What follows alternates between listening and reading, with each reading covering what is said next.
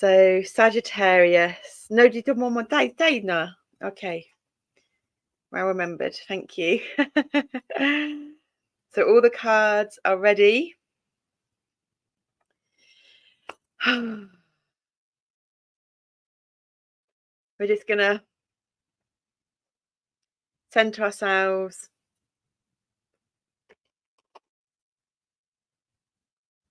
Just do a bit of buzzing to connect into the depths of source energy held within.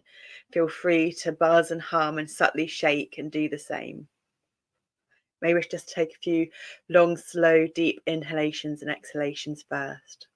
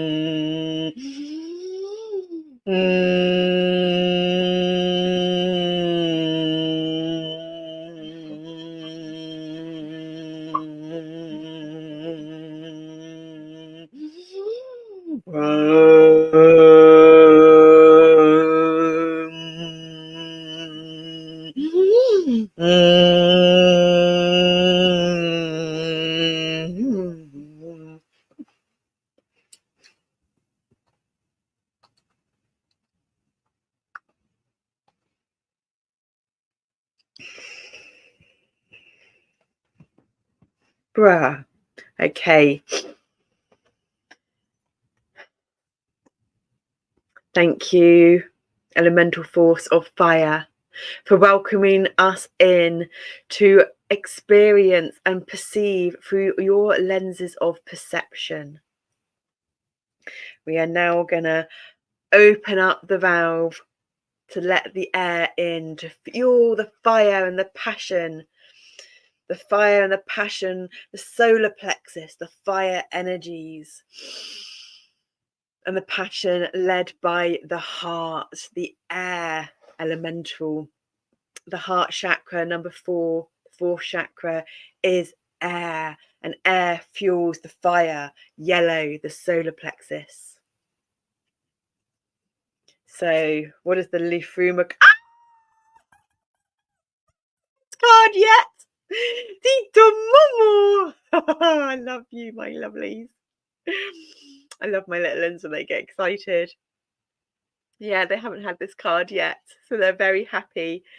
So we are fueling the fires and the passion with the air, the heart chakra, and the Liffruma card is the love. It's the love that resides in everything. Unconditional love, compassion. And we don't know, we haven't got a thing for 85 is follow your dreams, which is the opposite of 58. So we're just going to read the poem. Liffruma 58, 8 and 5. 58 is actually on the Fibonacci sequence. You have 0, 1, 1, 2, 3, 5, 8, 13. So together they add up to 13, which added up again then is 4. 13 is a very magical number. 13 for us is the feminine stability. So for us, 12 is masculine stability, masculine just being the baker's dozen, the tangible, what we can see and touch and hear with our 5 physical senses. 13 is the feminine energies of what we can see, hear, touch. It's the wholeness, the curves. And then for us, 64 is the masculine, divine just being the unseen energetics, the quantum realms.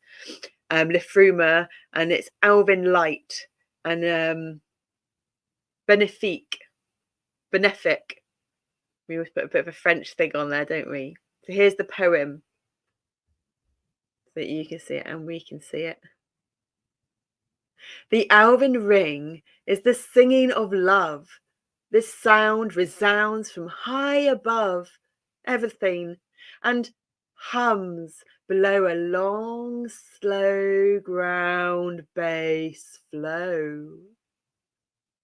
Core of frequency, vibrations holding form, animating all atoms throughout time and beyond.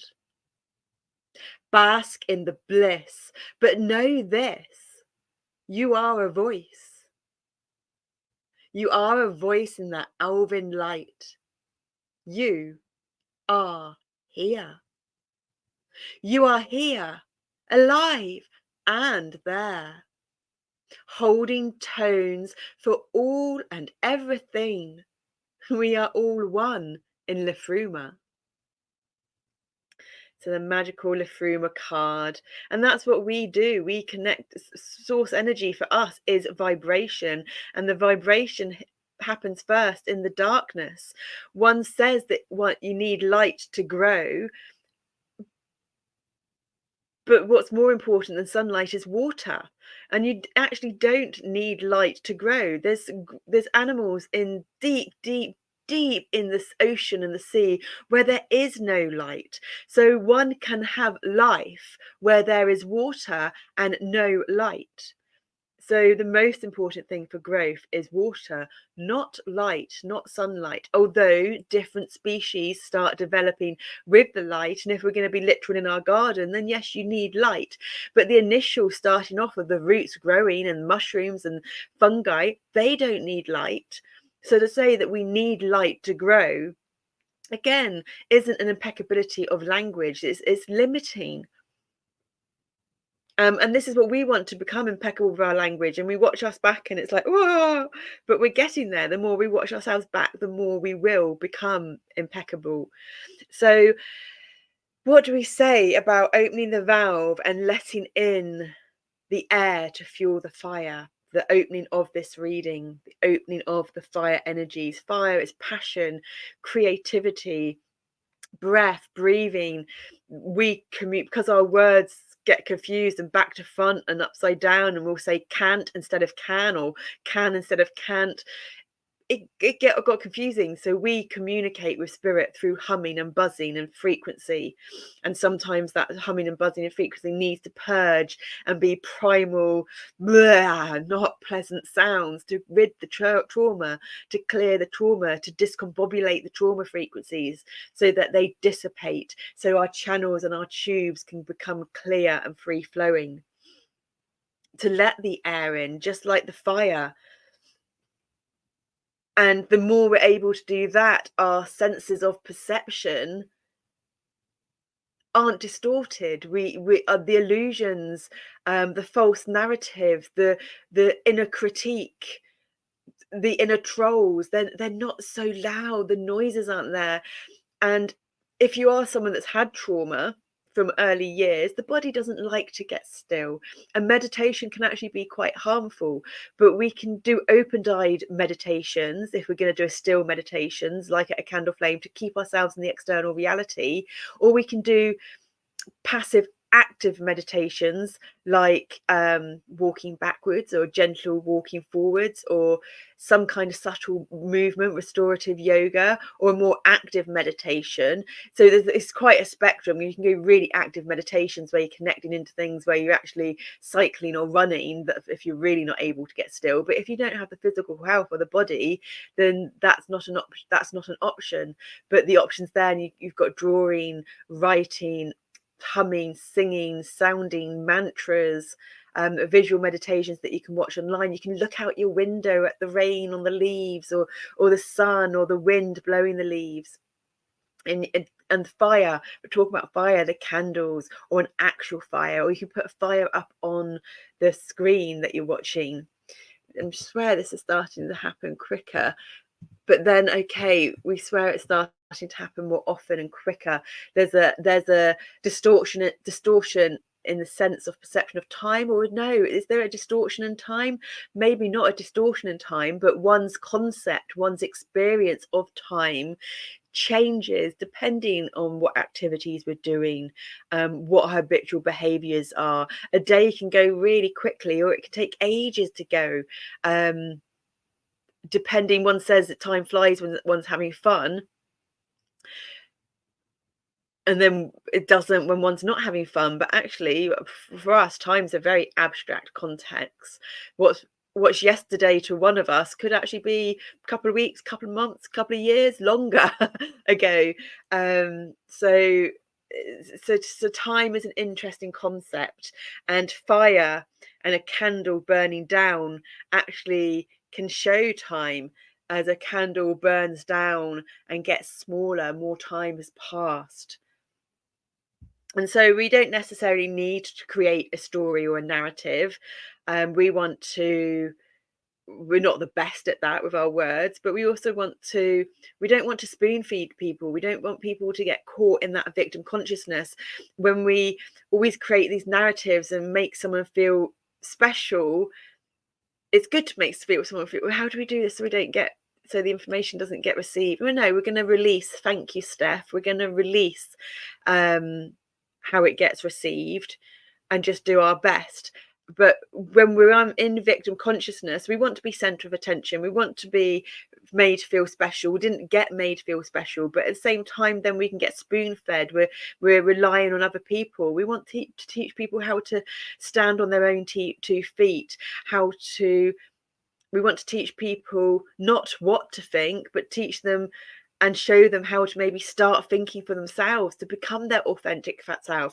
What we need in the world is more and more people waking up to the depths and the beauty of their deepest, authentic, truest self. Even if that means we present as something that's different to society, that makes it more challenging to fit in, because the judgments and assumptions. And that's why we need to be really strong and comfortable in our own skin, so that when we surround ourselves with other people that are going to have these assumptions, these judgments, what have you, which is accidental and sometimes subconscious, it's conditioned and programmed. But if you're hypersensitive and an empath, super hypersensitive, you can feel what they're feeling. And so therefore, if we're feeling insecure or not comfortable in our own skin, then that just gets amplified when we're around others that have these subconscious accidental judgments and assumptions. And when we know that when someone is judging or making an assumption, whether it's accidental or not, and they don't even need to say it with the words, it can just be what they're feeling inside, because that's how empaths works. We sense the energies in the body. We have to understand that that is just their individual reality. And if people are projecting judgments and assumptions and critique and everything outwards, hurt people. It's the same thing. That means that's what they're doing to themselves, and that's their narrative and their story. And we need to be strong enough in ourselves. You need to be strong enough in yourself to know that you can go out there and you don't need to absorb their energies, because you've got all your tools. You can put a nice high vibrational frequency bubble around you that discombobulates any unserving frequencies or vibrations that's going to come into you. And you're confident in your uniqueness, your difference, your authenticity. And yeah, be at calm with that. Be peace with that. Be silent with that. So that's a beautiful card to open with, and very exciting and unexpected. And so we've got the macro. So we were just talking about the macro would be the surface of the body, the superficial muscles.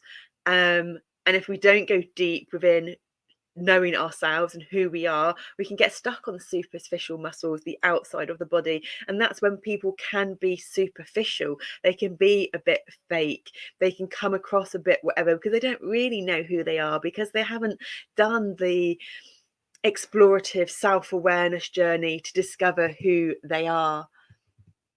Just doing this screensaver again. Screensaver. So maybe it's not sleep mode. Maybe it's a screensaver. We type in screensaver. Change screensaver. There we go. So if we open that, there we go.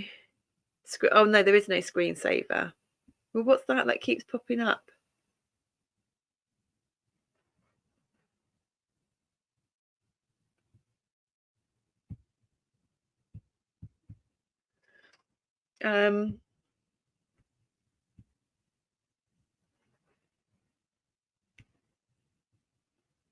It says screensaver none. Oh, what? So we're doing this on the opening.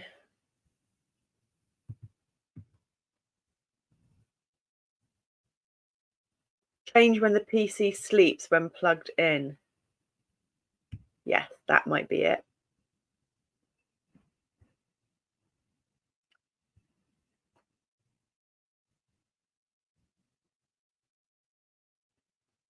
So this is like the macro, it's like the surface, it's the tangible seen reality, it's the objective reality. On battery power, turn off my screen after 3 minutes. When plugged in, turn off after 5 minutes. Well, when plugged in, let's put it on to an hour, and then we'll only have to.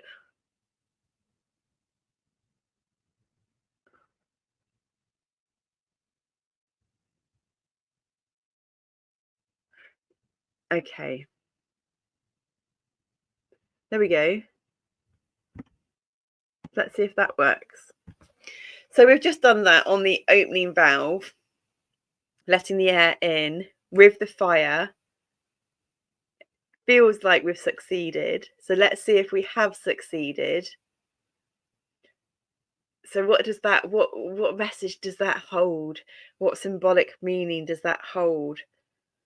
We're opening the valve, we're letting in the air, we're fueling the fire. There's enough fuel to burn, so it's not going to go out with the air, because if you let in too much air and there's not enough fuel, then it will just go out.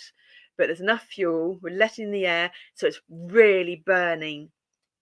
It's really burning.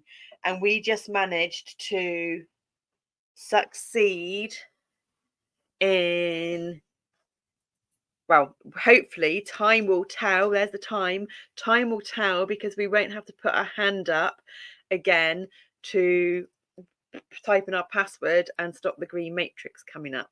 So we'll see if we've succeeded. But if we have, then we've managed while live to figure out something new and keep our cool and keep our calm with something that could potentially be a little bit stressful, and have a smile with it. So the message in that for you is you're absorbing these energies, so you can do that too, but maybe you don't feel you can do that, but that those energetics are there to harness, because other people's energy, it's monkey see, monkey do. It's beginner neurons and mirror neurons, we call them. And so we're constantly, there's so much information going into our subconscious and our superconscious all the time that our conscious mind can't handle, because if it was going to take all that information in, it would just be too much. So you can trust and have faith that you the power of your subconscious and the power of your superconscious has got your back, and it's in collaboration with consciousness, with the unseen forces, God, Buddha, Allah, awareness, love, Liffruma, to be able to process that information, and then you could handle stuff in the moment. Going back to, if you are someone that hasn't been out for a while, you don't go out because you absorb other people's energies because you're too sensitive, you're able to start doing that again. but this is the energetic potential. So it can take a little bit of time to receive that energetic potential and then build up. And we have to do that through action. And fire is action. Fire is a masculine energy, like air. Water goes down and fire goes up on the upward channels. Fire is the masculine, water is the feminine. Air goes up. You've got the triangle pointing up. If we do it down here, and then when the triangle points down, air's got a line through it and earth's got a line through it as well. So these energetics are there for you if you choose to embrace the potential. And so this is the external, the macro, because you have been putting in the work energetically to spread your rainbow roots far and wide and deep, much bigger than what you can see of the tree on the surface. So the tree's not going to get knocked down in high winds and strong forces. The tree might get burnt down in strong winds in the direction if there's a bushfire that's going on, but just for purification and transition. And because your roots are so strong and so wide and deep, then you'll be able to sprout and grow anew again. And that's just embracing the natural cycles of death and life in life. That's the consequences of living on earth. For us, these background lines as well with the patternology we talk about, it's the horizontal. So to gain height, one needs to be able to have the width. If the width and the breadth isn't there, so in yoga, one needs to widen the muscles to gain height. So just trying to think of another analogy with a rubber band or a slingshot, but it's not coming to us.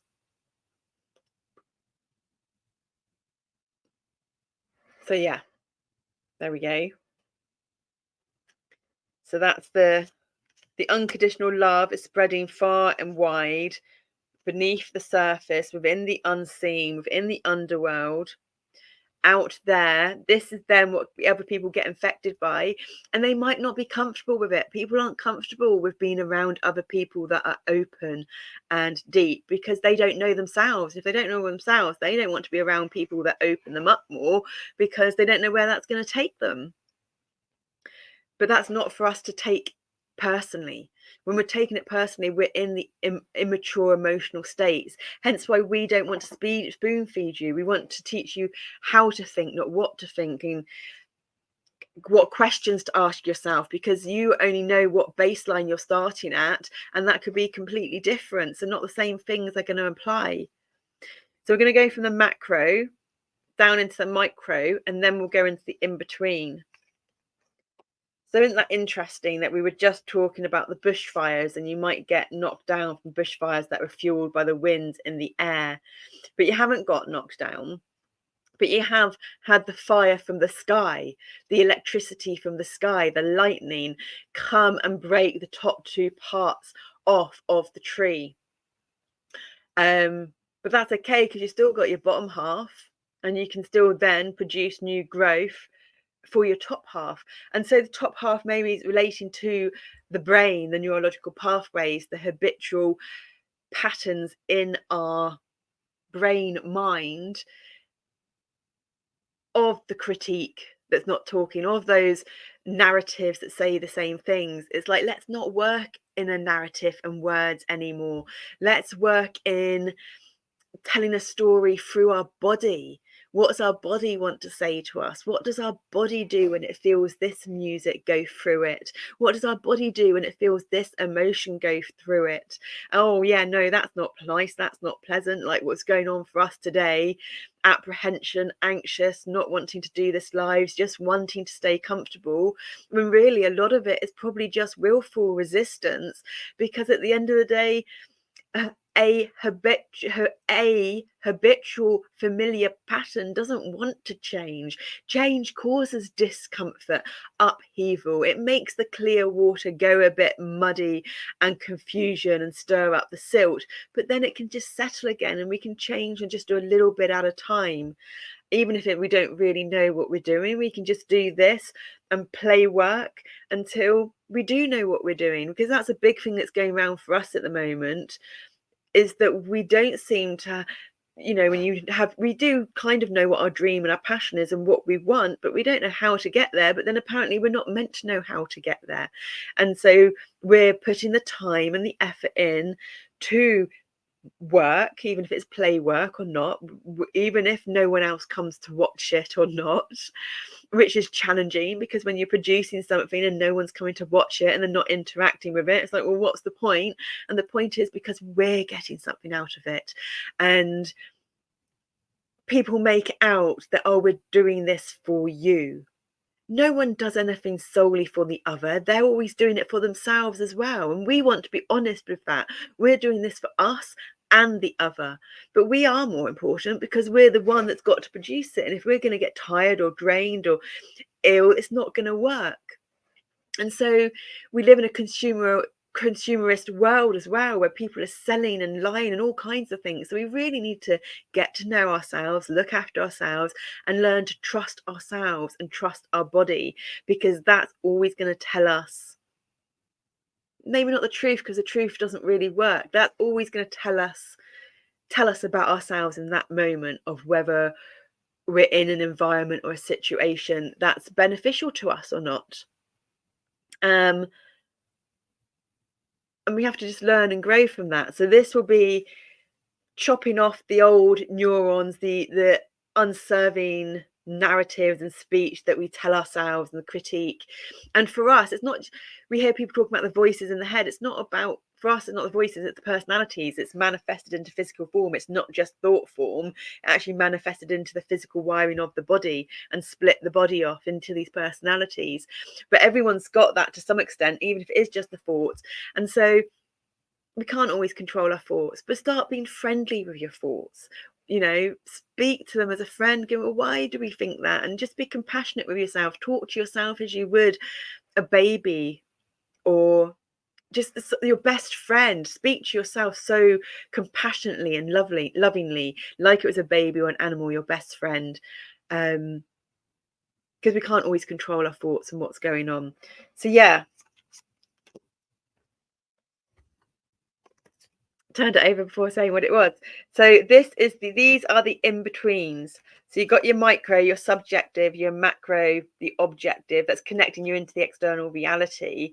Both trees with trunks. There's a transition going on in the higher vibrational, faster vibrational frequencies of your body. So your indigos and your violets,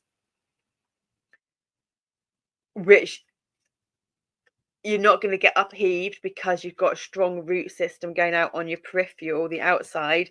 And this is what's connecting and bridging the two. So this is your subjective, your internal, it's like your organs, creating the health of the organs, burning off the fire of old fat cells around your liver and your kidneys. And so this is the in-between that connects the outside and the inside, the subjective, the objective, the macro and the micro.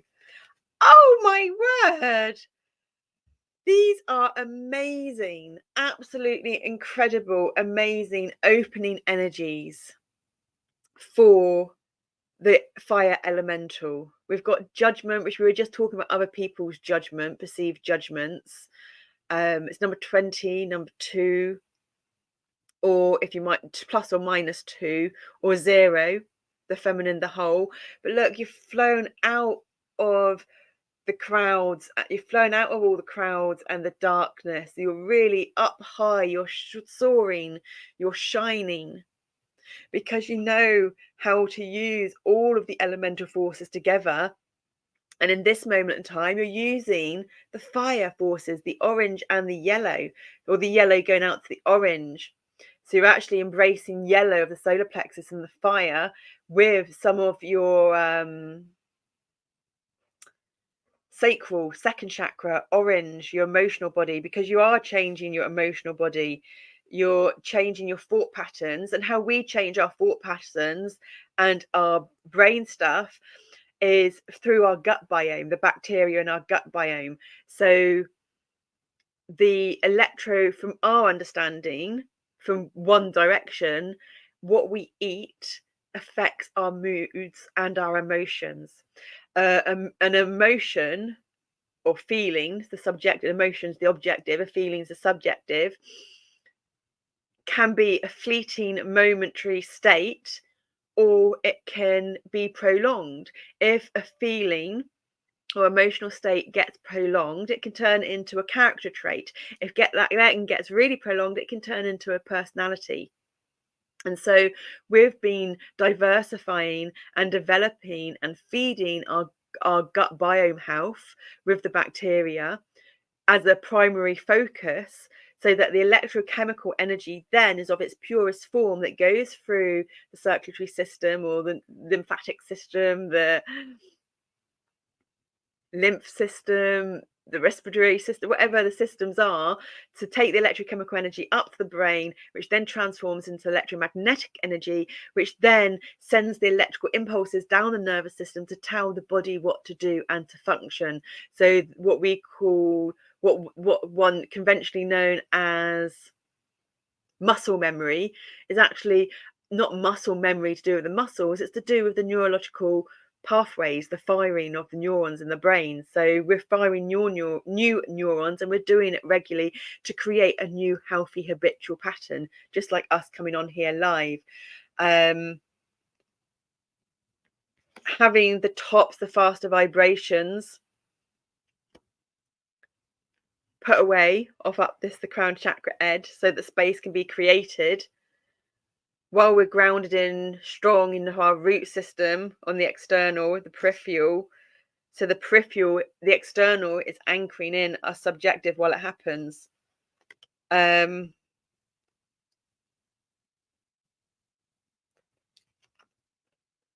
bird is looking forward, and the cheetah or the leopard is looking to the right. So the magician's just got his eyes going on, just keeping an eye on the tree, the top of the tree, just to make sure the whole thing doesn't catch fire. Because if it does, he's got his water at hand to put it out. Because you can harness all of the elemental forces.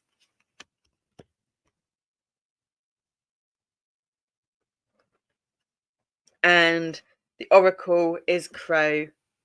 So just like the magician has got the pentacle in his paws, when you have all of the elemental forces together in a ball, we see it as the rainbow ball, the alchemization of all the elemental forces. The crow is the Native American astrological animal, power animal for Libra. Libra is about balance. We've got the North Node, the future, the destiny in Libra.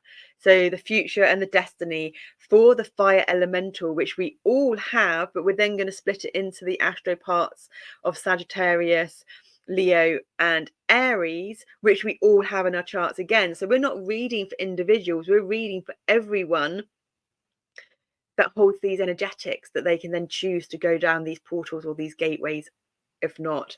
And with these cards, that's the air sign as well. Crow's the air sign. So the crow, we can put the crow over here and he's looking at the tree and everything that's going on. Or you can put the crow here and he's looking like he's got his back turned to everything that's going on, but he's a teacher. And teachers know what's going on in the classroom when they're writing on the blackboard or writing on the whiteboard.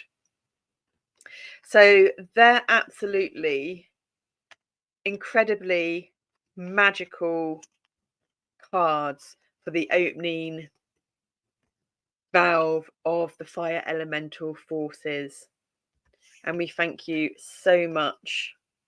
So Liffruma,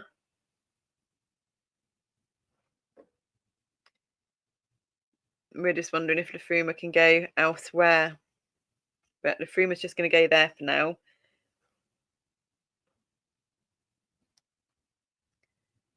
we can actually do that, and Liffruma can overlook everything else.